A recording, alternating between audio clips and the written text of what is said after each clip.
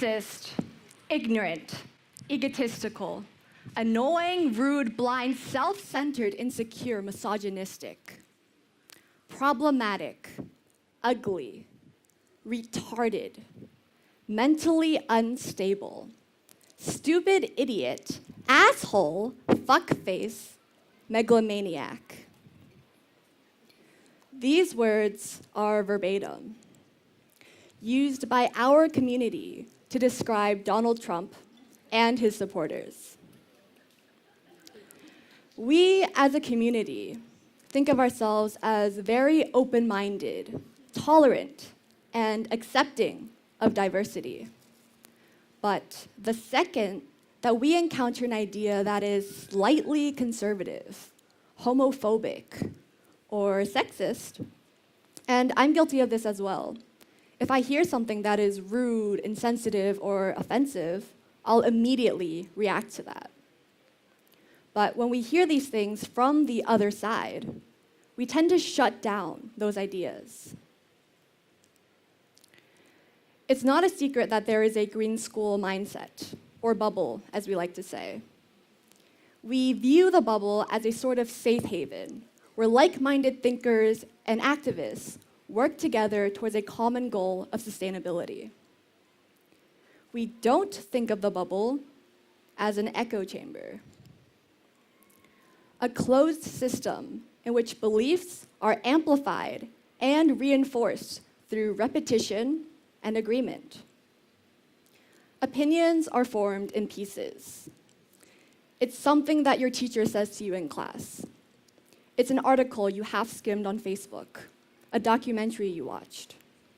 We take in the views and perspectives of the people around us, and the more people who agree, the stronger those beliefs become.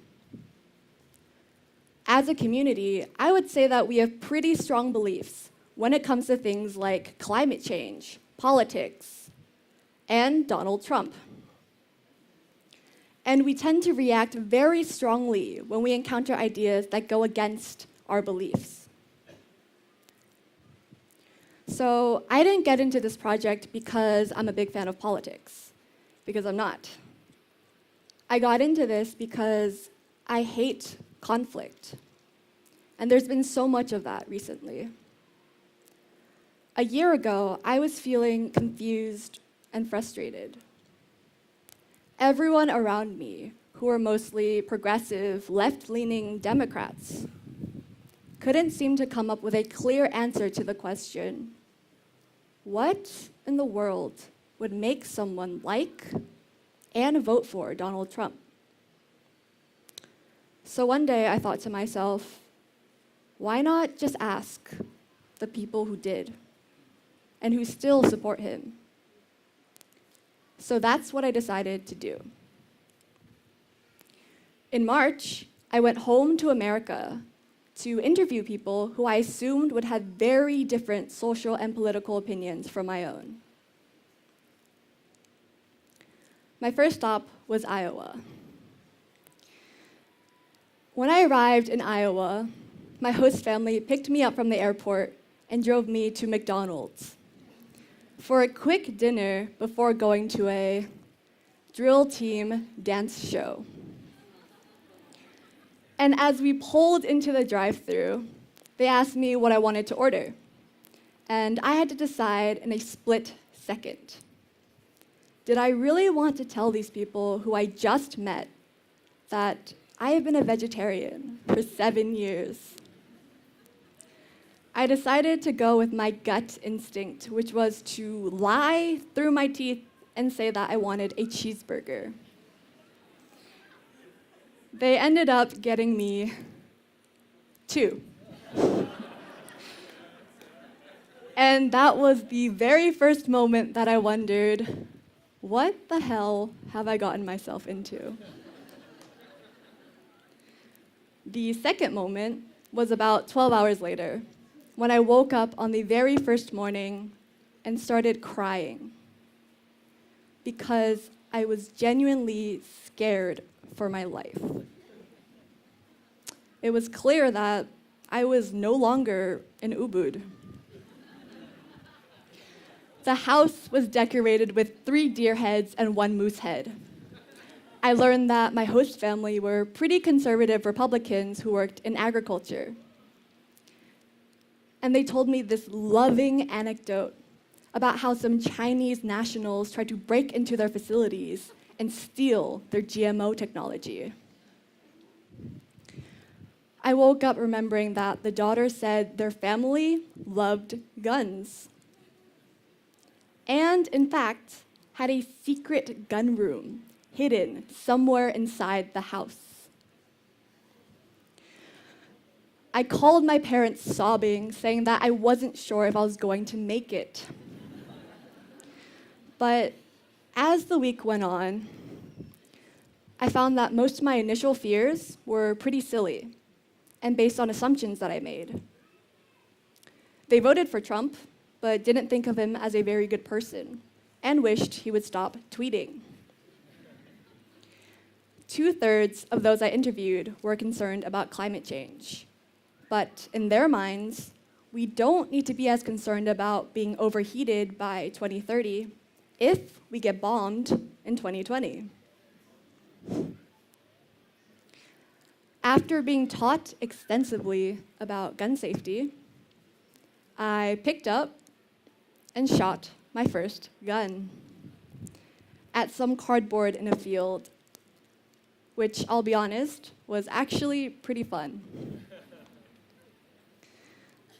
I could have very easily judged them for how much soda or meat they consumed that week. That entire time I was in Iowa, I did not eat a single vegetable.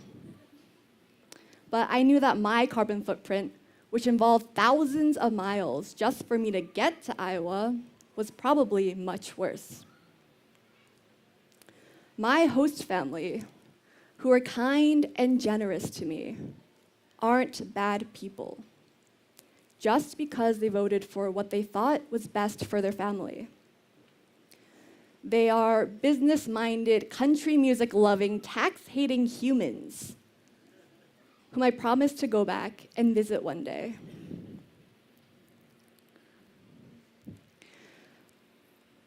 In St. Paul, Minnesota, I lived with a pretty liberal family. The mom was a teacher, the dad was a cop. And he managed to arrange a ride-along for me because he wanted me to see how police are generally treated with very little respect. I helped search the streets for casings after shots were fired. I visited a wounded male in the hospital who shot himself while trying to rob another. And I sat on the perimeter as the police were trying to catch some drug lord in a high-speed car chase. I noticed almost every single case involved a black male. I also learned that police are pretty against Black Lives Matter because they view it as being anti-police. I tried to talk to some of them about the issue of police brutality, but understandably, they were pretty touchy about the whole subject. But I did manage to talk to one officer if she felt more scared when the person involved was black. And she said that, no, she wasn't. St. Paul is actually where Philando Castile, one of the names in Black Lives Matter, was shot in 2016. On my last day in Minnesota, I went to March for Our Lives, which is the student-led demonstration to end gun violence. And I knew that something within me had changed when I was excited to have found the one conservative, self-described libertarian I met in St. Paul. As I stood at the anti-gun protest with the Trump supporter who was protesting the protest, I realized that he didn't see himself as the evil, ignorant one. And he wasn't pro kids dying in school shootings. He just didn't think that banning guns was the solution. I was pretty surprised that he was willing to talk to me so civilly for such a long time. And I definitely did not agree with everything that he said, but as I stood there, I could begin to understand the matter from his perspective. My street in New Jersey looks something like this. But when I arrived in Texas, I saw signs like these. I was talking to my friend and host, Reagan, who used to go here, about the differences between Green School and Catholic school, when I thought of an analogy between Christianity and veganism. In her first couple weeks of school, she was forced to watch an abortion video, which afterwards made her throw up. And later that week, I was talking to her mom about animal slaughterhouse videos and whether everyone who eats meat should have to watch them.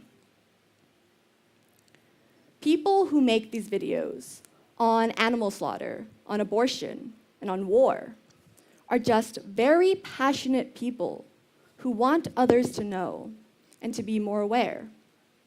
However, their methods and their rhetoric elicit a lot of backlash. By saying things like, meat is murder, abortion is murder, one of two things will happen. You get them to convert out of guilt or fear of burning in hell, or you alienate them so much that they will turn against you and your message. What I've learned from my trip is this: if we aren't willing to listen, then we are condemning ourselves to a bubble of ignorance, where we assume that just because someone is not on our side means that they're wrong, uninformed, corrupt, and evil. Yes, there are extremists on either side of the political spectrum, but we view any deviation from our own views as being extreme. We need to know that people who disagree with us can have genuine and honorable reasons for their beliefs. And it's so easy to dismiss people as being ignorant, racist, sexist from far away. And that takes a lot less effort than seeing them as the individual human beings that they are, which you'll realize if you make an honest attempt to understand their perspective. But we can't do that. We can't understand the other by staying in a world where we are told that we are right, we are enlightened, and that we have all the solutions. Because that means that our ideas are never being challenged, and we aren't really listening. Tuning out disagreeable ideas doesn't make them go away. Plugging your ears to hate speech or sheltering your eyes from discomfort doesn't make it disappear. And this doesn't only go for conversations about politics. It's any conversation where you find that you can't seem to see eye to eye with another person. I think the world of our community. I think that we are a community of passionate learners who want to make an actual impact and actual change in the world. But all of us need to step back and reflect. The world is not painted in black and white. Recycling does not make you a good person. Just like how eating palm oil does not make you a bad person. Activism is not about waging war on the other side of humanity. This journey has been uncomfortable, unpleasant, terrifying at times. And I've learned more about myself in my 5 weeks in the US than in my 2 years in Bali. I've sat through conversations that upset me. I've nodded along to things that offended me. But sometimes, in order to really understand, you just have to shut up, nod your head, and eat a cheeseburger. Because there's going to be a moment when you realize that you understand a version of the world that's not your own. And knowing this, learning this, has helped me become more forgiving, less bitter, and less angry about the state of the world. We don't have all the solutions, which is okay. But we need to be open to all kinds of dialogue, because through them, we can actually learn a lot. All it takes is a little humility, some bravery, lots of empathy, and, of course, love. Thank you.